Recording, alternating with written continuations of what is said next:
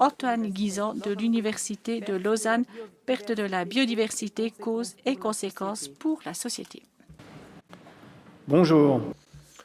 Mon exposé traite de la crise de la biodiversité. Donc le deuxième aspect qui a été présenté, c'est cette double crise dont Marcus Fischer a parlé dans son premier talk. Ma présentation comporte 4 messages et tous sont basés sur des faits scientifiques établis. 1. Le déclin de la biodiversité s'accélère globalement. 2. Cela affecte aussi la Suisse, autant et voire plus que les autres pays européens. 3. Les causes humaines sont clairement établies.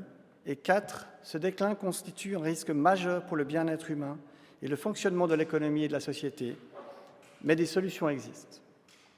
Je vais donc commencer par développer chaque message. Le premier message est donc que l'état de la nature ne cesse de se détériorer dans le monde et à une vitesse croissante. L'évolution du degré de menace des espèces et des milieux naturels a été suivie mondialement depuis plus de 70 ans.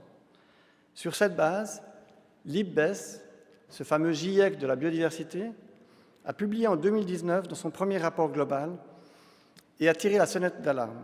La situation est critique et se dégrade rapidement. L'état de plus de la moitié des types de milieux naturels s'est fortement dégradé durant les dernières décennies. Par exemple, 85% des zones humides ont déjà disparu à l'échelle mondiale. Ce déclin des milieux a bien sûr un fort impact sur les espèces. Des centaines ont déjà disparu, certaines déjà en raison des changements climatiques, et un quart sont aujourd'hui menacées d'extinction. Et malheureusement, les extinctions à l'échelle planétaire sont irréversibles. Mais la nature se dégrade également sans extinction. L'abondance des espèces a fortement diminué, la baisse des insectes est particulièrement inquiétante, et la biomasse des mammifères, par exemple des mammifères naturels, a par exemple chuté de 80%. Et enfin, de plus en plus d'espèces exotiques, invasives, menacent les espèces indigènes et causent l'appauvrissement global des communautés biologiques, notamment en remplaçant les espèces rares qui les habitent. Le deuxième message est que, contrairement à un mythe largement répandu, la biodiversité est aussi fortement menacée en Suisse, autant et voire plus que dans les autres pays européens. Les faits tirés de nos propres rapports nationaux sont très clairs là-dessus. Plusieurs espèces ont déjà disparu de Suisse, comme la violette naine ou la pie-grièche grise. D'autres, par exemple, les cerfs et les bouquetins, avaient été exterminés et ont ensuite été réintroduites. Mais pour ces réintroductions, il faut cependant que les milieux naturels associés conservent une qualité suffisante.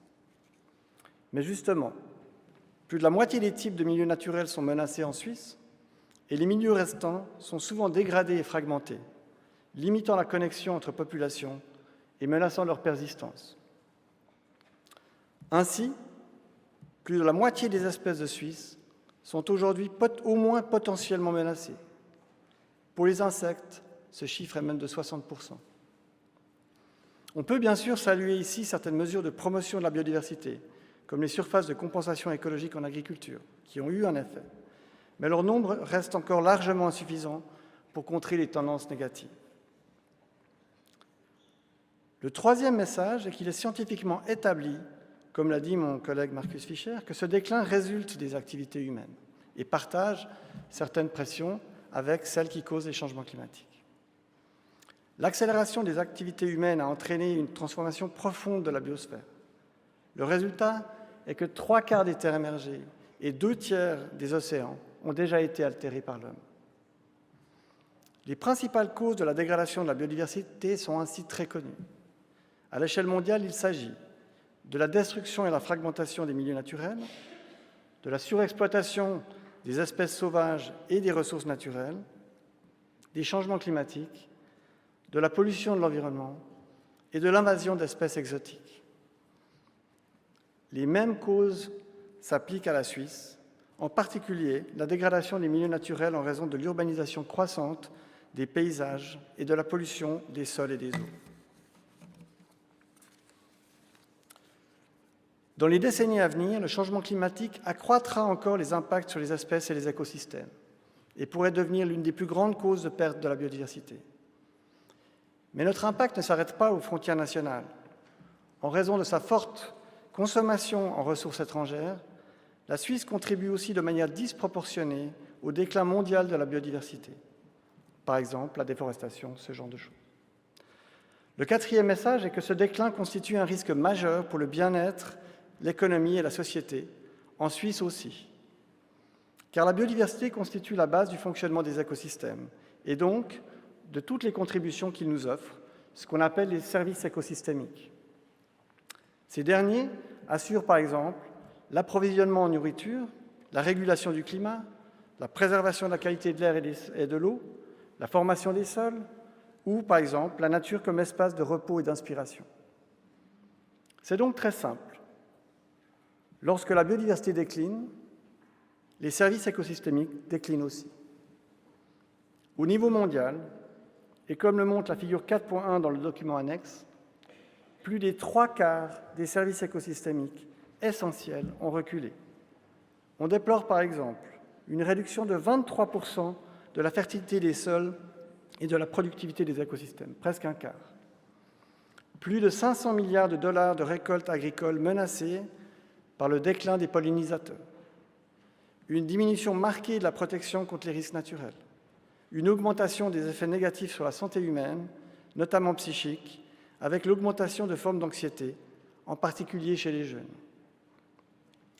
De plus, la perte de races et de variétés locales d'animaux et de plantes en agriculture, ainsi que de leur diversité génétique, constitue un risque accru pour la sécurité alimentaire mondiale.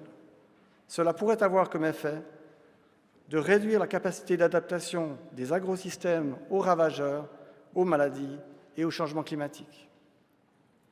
La dégradation de ces services induit aussi des coûts économiques énormes.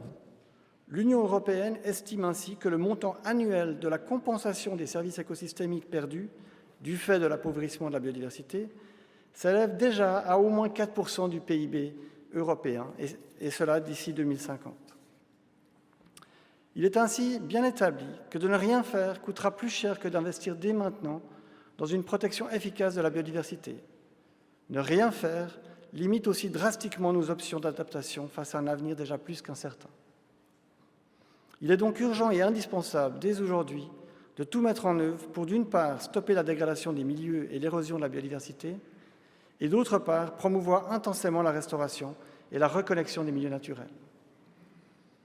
Pour conclure, je répéterai mes 4 principaux messages. Je vais essayer en allemand, auf Deutsch. Der Rückgang der biologischen Vielfalt La détérioration de la biodiversité s'accélère globalement. Cela affecte aussi la Suisse, autant, et voire plus, que les autres pays européens. Les causes humaines sont clairement établies. La destruction de l'environnement, la pollution qui surviennent aujourd'hui sont le réchauffement climatique de demain. Le déclin de la biodiversité constitue un risque majeur pour le bien-être humain et le fonctionnement de l'économie et de la société. Je suis conscient que je vous ai présenté un tableau sombre, mais qui reflète la réalité. De nombreuses solutions existent cependant pour stopper le déclin de la biodiversité, qui pourraient être rapidement mises en place.